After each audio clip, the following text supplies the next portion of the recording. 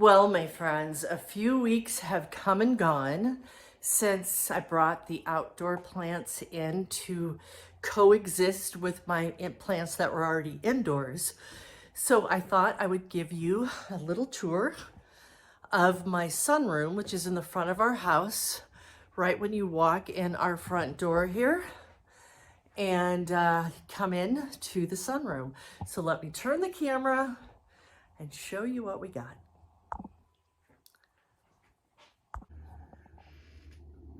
I absolutely love the fact that when you walk in our front door, the first thing you see are plants.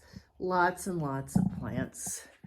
And I try to keep it down to a point. Now my husband, let me back the camera up a little bit. My husband might disagree with you on that, but here are some of the plants that I wanted to share with you today. So this window in our sunroom, it faces south, so it's got some excellent sun.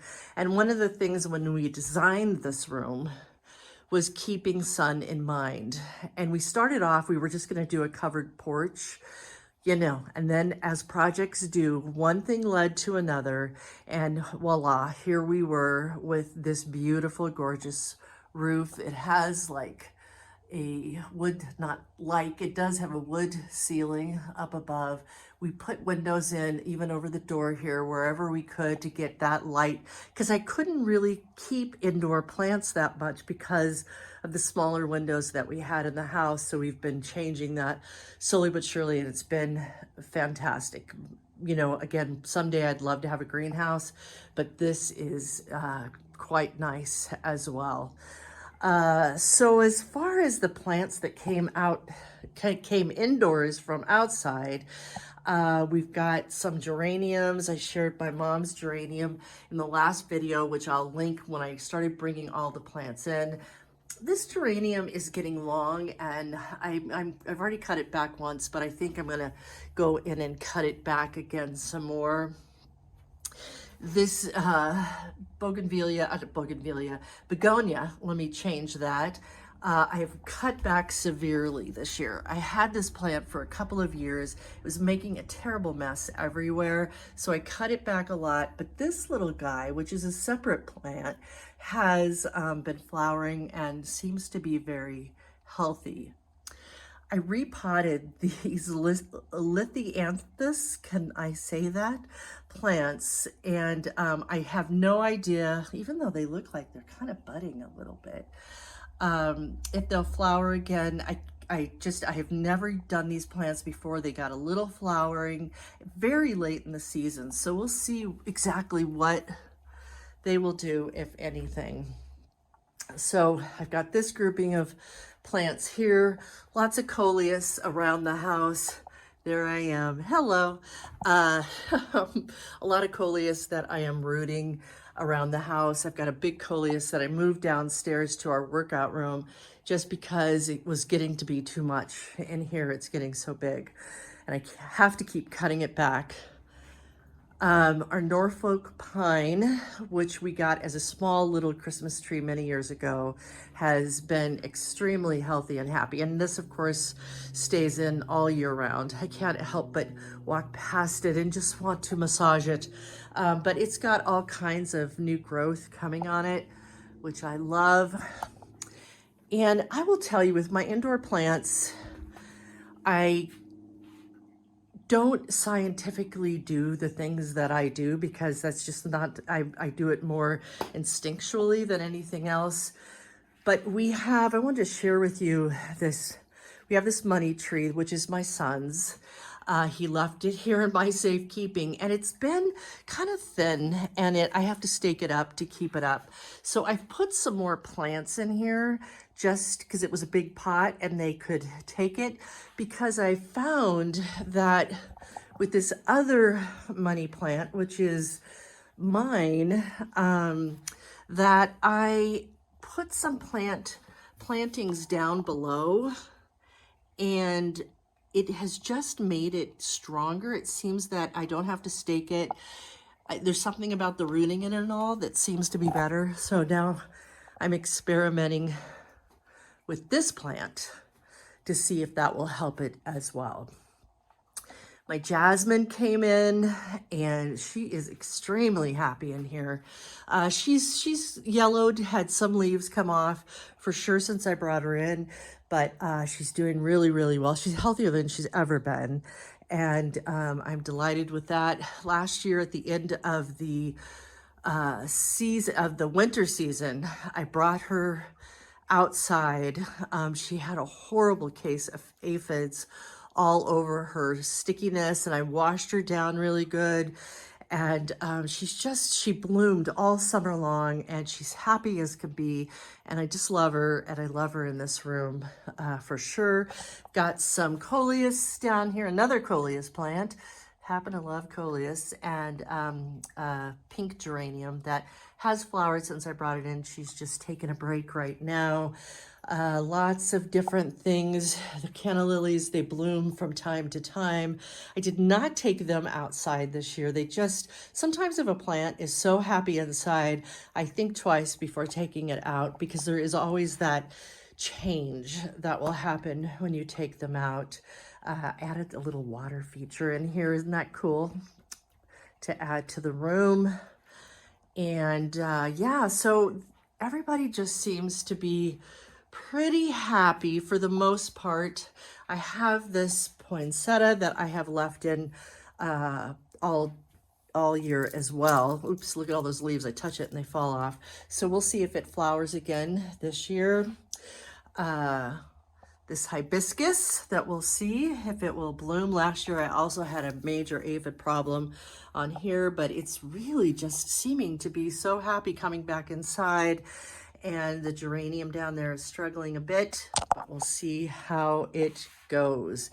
I have this bougainvillea, who, interestingly enough, as I'm picking leaves off, did not like it so much outside this year. It had yellowed a lot. It didn't flower at all, but I feel like there's flowers that are starting to come since it's been inside. It seems to be a lot happier inside. So there is that. And then just a variety of different plants and succulents that I have here on this shelf. Geranium I brought from inside. It's flowered. Actually, it's getting another flower on here too. I love geraniums inside. I love all kinds of flowering plants inside, but yeah, and this, actually, I can't remember the name of this plant, but it gets these little orange flowers on it, and it is lovely. This guy is struggling. It's a Manvella? I can't remember the name. It's gone from my mind at this moment, but it had flowered so beautifully, and when I showed you in the last video, the flowers and all that, they fell. I knew that they would go away, but I didn't know that it would lose this many leaves. It hasn't done this before, so we'll see. I've got it in a nice sunny window, and we'll see how it does. I think it's too sunny. Maybe that's the problem. That's what we do with plants, right? We figure it out. But here is all kinds of succulents. Look at this. Lantana has flowered since it's been inside.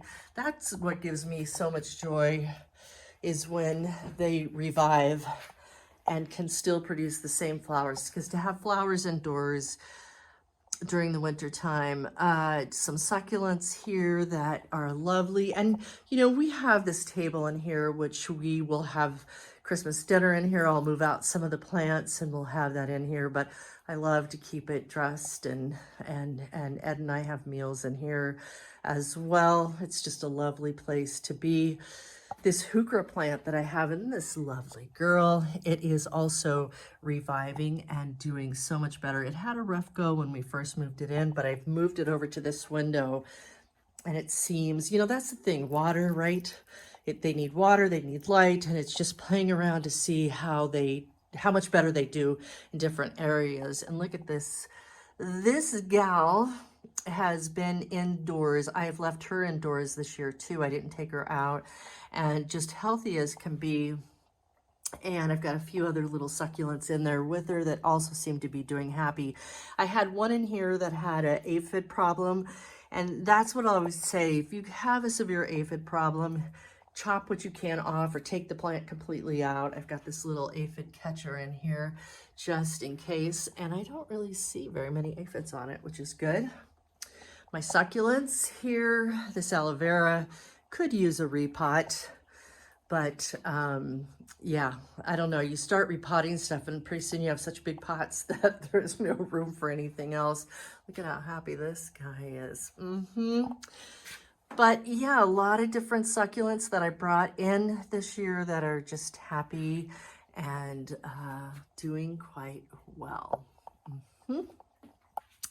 So that's what I wanted to show you. One of the things that one of my helpers along the way is this little Bissell vacuum down here, because it just, you know, you're gonna have droppings from your plants when they're indoors, especially flowering plants, and there's no wind to blow that away. It's all in here. So it's nice to have that handy, and I was just using it in here a little bit ago. So that's what I wanted to share with you today. This is my indoor garden that keeps me smiling in the winter time until the spring comes again, that I can still play and caress and love my plants as I do. And I hope that you have an indoor garden as well. All right, take good care. Okay, I thought I'd add this little bonus of the coleus plant that is down here in our workout room. And then I thought I'd also show you one other refugee from outside. When I pulled up the tomato plants, there was one lone tomato plant. It was just a little seedling. And I thought, oh my gosh, I will bring it in. And so I did, having no idea. So I put it in this pot. I've got, this is a self-watering little pot that I got from Amazon. And so we'll see how that goes. And I've got this grow light on it so that it's got that, because we're down in the basement. And while we do have, you know, a window, which is also our laundry room, it isn't enough. I don't think it's enough direct light, though the coleus seems very happy. It's been down here about 2 weeks now, and it seems to like it a lot down here. So we'll see. So that, I just thought I would add to you these two little plants.